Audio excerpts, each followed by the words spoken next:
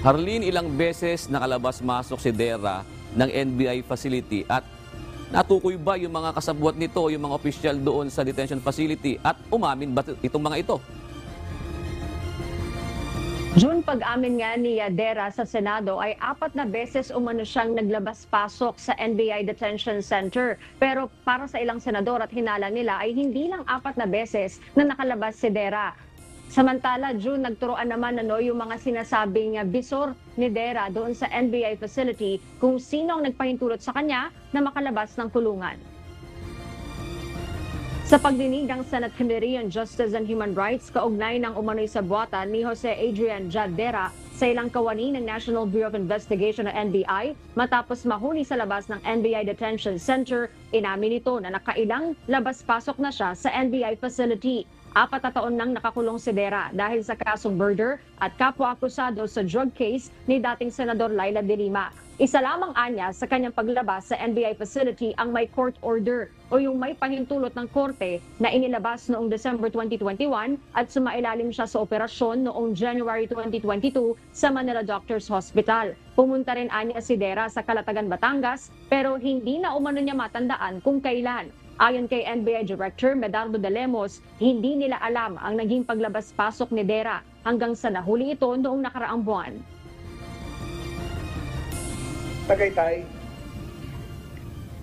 Nang may tinransfer po sa Cavite, sumama po ako.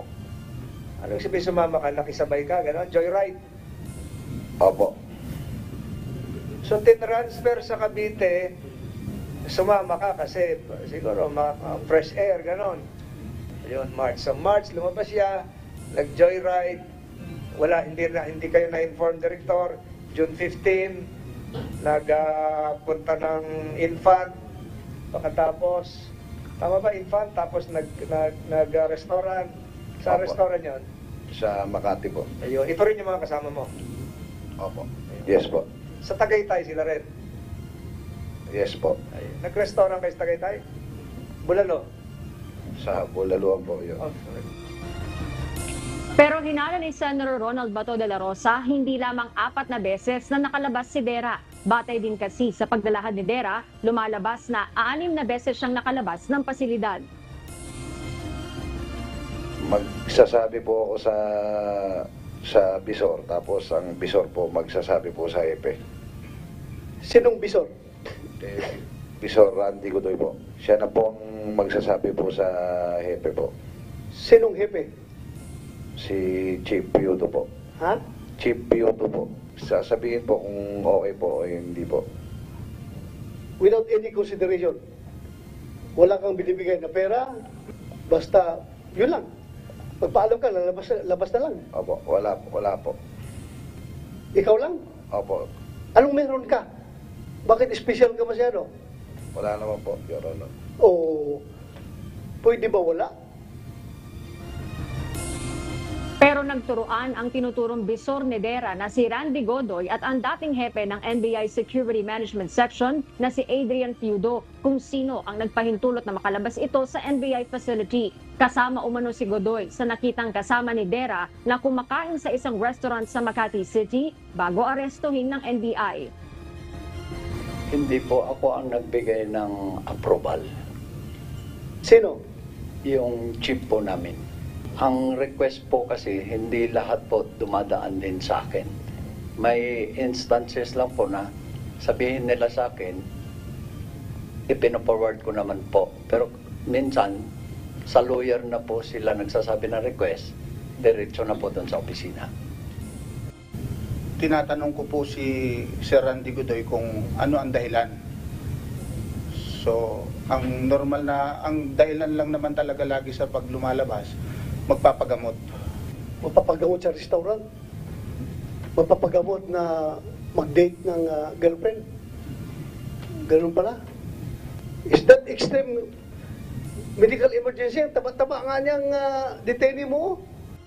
Itong nangyaring ito, Your Honor, hindi ko po alam.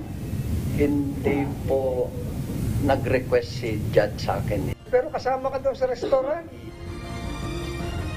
Samantala, June, itinanggi naman ni Dera ang aligasyong naging facilitator siya para bumaliktad ang ilang sospek sa pamamaslang kay Negros Oriental Governor Roel de Gabo, kaya siya palabas-masok ng NBI Detention Center. Ayon kasi sa Department of Justice, nakatanggap sila ng impormasyon na nagbibigay umano ng pera si Dera sa mga sospek kapag lumalabas ito. Mayroon umanong dalang mahigit kumulang 100,000 piso si Dera nang mahuli ng mga otoridad, pero ayon sa kanya, para umano ito sa tindahan nila sa loob ng NBI facility. Kasali ka raw doon sa pagbaliktad ng iba. Hindi ko po alam yan, sinasabi po nila na yan. Iba yung operasyon mo. Hindi ko po alam yung sinasabi po nila na yan. There was a certain amount that was supposedly and allegedly received by Mr. Dera outside of the facility to be brought in.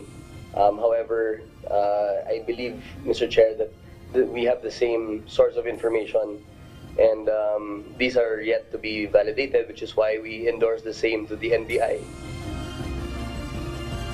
June, ililipat na nga sa Muntinlupa City Jail si Dera at ayon sa NBI, plano na ring ilipat sa Bureau of Corrections at sa iba pang kulungan yung ibang inmates sa NBI Detention Center. Samantala, pinapasapina naman ni Senator Francis Tolentino yung kopya ng medical certificates ni Dera sa medical officer ng NBI. Ganun din yung mga logbooks na nagpapakita nung paglapas-pasok ni Dera doon sa NBI Detention Center bago gumawa ng draft committee report ang Senate Committee on Justice and Human Rights. At yun muna ang update mula rito sa Senado. Balik sa'yo, June. Harleen, meron pa bang susunod na pagdinig? June, kanina sa naging hearing, ang in-announce ni Senator Tolentino ay adjourned na yung kanyang pagdinig dito sa issue. So, ibig sabihin na hindi na ito masusundan. So, inaasahan natin, June, maglalabas na lamang ng committee report si Senator Tolentino at kailangang aprubahan ito ng kanyang mga kapwa-senador na miyembro ng komite at bago ito ma-report out sa plenaryo kung saan didinggin din ito ng iba pang senador. June. Maraming salamat, Harleen Delgado.